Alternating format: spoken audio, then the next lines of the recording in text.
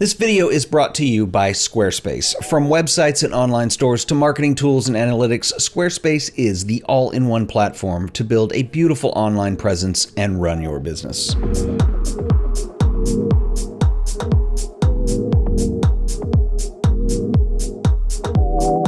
In this video, we are going to take a look at the new Nikon Z5, as well as a new lightweight and compact economical zoom lens, which is a 24 to 50 millimeter f4 to f6.3. Welcome back, everyone. This is the Nikon Z5, which is the fourth camera in Nikon's mirrorless lineup. Started things off with the Z6, the Z7, then later on we had the Z50, which was the APS version, and now we have the Z5. So this camera essentially is a full-frame mirrorless camera that is targeted towards someone who wants to get into a full-frame mirrorless system, probably more on a budget, but they want to get in, start using the lenses.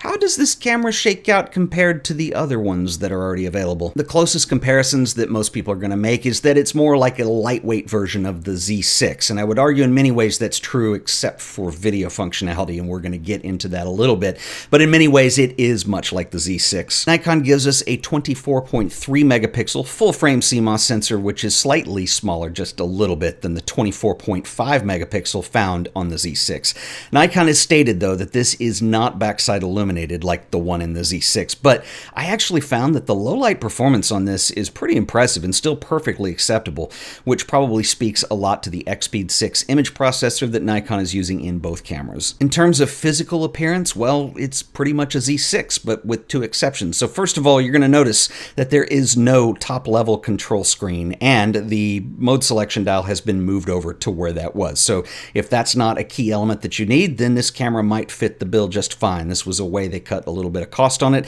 It's also considerably lighter. The body frame uses magnesium alloy, but it's only on the front and top plates of the body. So it doesn't really have the same premium feel for sure as the Z6. But I have to say, it also doesn't feel cheap either. I think Nikon did a really wonderful job in the build quality. Speed is not one of the priorities of this camera design, and so Nikon moved away from the QXD cards that you find on the Z6 and Z7, but we do have two UHS-2 SD slots, which are going to be fast enough, and we do have two card slots, so these can be configured however you want, so you can configure them for backup or also relay. Nikon sent me this camera to review for you guys, and they also sent it to me with the kit lens, which I want to talk about a little bit too. This is a 24 to 50 f4 to 6.3, kind of a wide to normal range zoom lens. It comes in at a price of $400. Now it does feel plasticky, but it is very lightweight, and it is one of the collapsible zoom designs that you're going to see on some other Nikkor zoom lenses, which is not my favorite in terms of aesthetic, but we're not shooting this to look cool. We're shooting it when portability and the compact size are working to your advantage. So at this price point, I wouldn't expect wide apertures. In fact, it's not at all. The widest is going to be f4, and that's going to be wide open, and then when you're at 50 millimeters, it's going to be an f6.3. So this is definitely not going to be the lens you want to use in low light. However, do not be mistaken. Nikon are at the top of their optics game right now, and you can get really great images with this lens that have a beautiful depth rendition. It actually features 3 aspherical elements and 2 extra low dispersion or ED elements.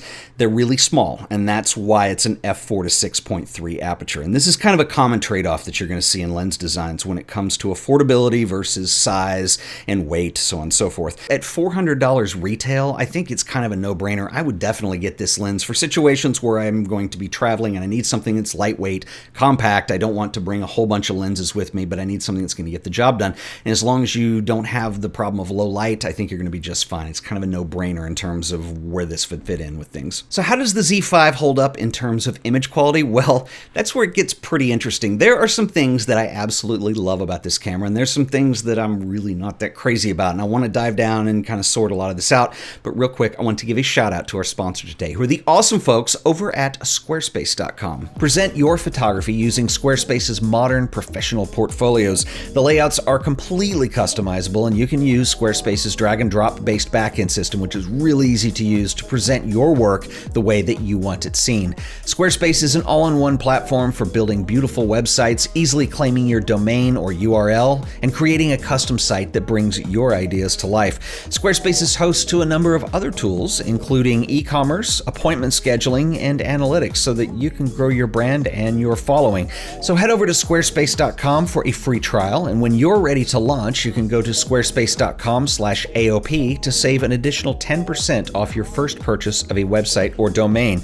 Once again, that is squarespace.com/AOP, and I want to thank the folks at Squarespace for sponsoring another episode of The Art of Photography. So I think the most obvious comparisons that people are going to make with this camera is to the Z6, because at the moment I'm filming this, at least, this is their other 24 megapixel camera, and it has a lot of similarities to this one, not only in terms of resolution, but in terms of form factor, size, so on and so forth. So how do they differ? And most importantly, what is the image quality like on this camera? Well, I've got some things I love, some things I don't, but let's start with what I actually love about the Z5. First of all, the image quality is fantastic. The point of this camera is to have something where people can get into a full-frame mirrorless system at a decent price point.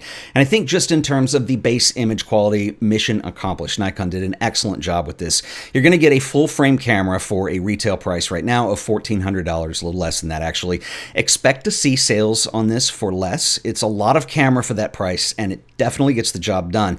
Now, the other thing I like is that we have IAF, both animal and human, as well as focus shift shooting support, which is very cool.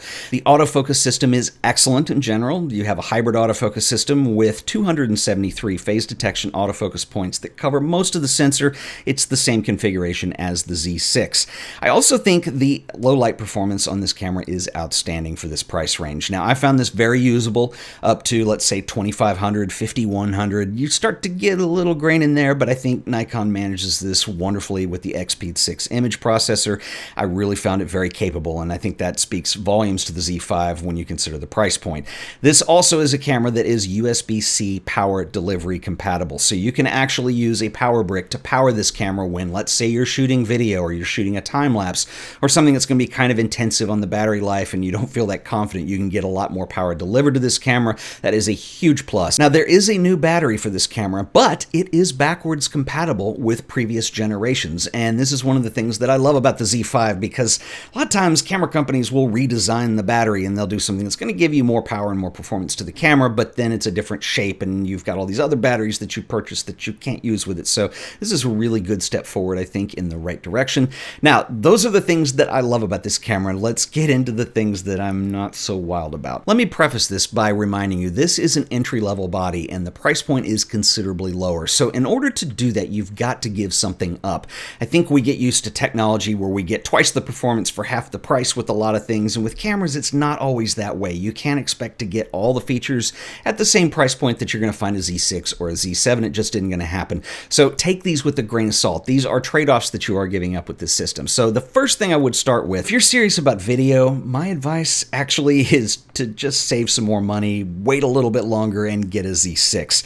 We're only talking a few $100s more, and unfortunately the Z5, it has really good video at things like 1080, but as soon as we move into 4K, it's going to go into a crop. Another thing that we give up is there is no IAF in video. You get it in stills, you get human IAF, animal IAF, but we don't have it in video. We do have face detection, but if autofocus in video is something that's important, just know that you're not going to get it on the eye level. The Z5 also has a few limitations for still shooting. It comes down to speed. So for instance, the maximum burst rate shooting that you're going to get on this camera is 4.5 frames per second. Now that's not terrible, but when you compare that to the Z6, that camera will give you 12 frames a second burst rate shooting speed, so there is a big difference there. Now, not only does that affect the burst rate, but it also affects the autofocus performance, and this was something that I found slightly frustrating, is that it's just not fast. Now, the autofocus system in these cameras is excellent. I think that Nikon have come a long way. There were a lot of firmware updates to the Z6, and it brought it up to a point where that's a very usable camera in a lot of situations. Now, I know that you can expect the same speed and performance and processing power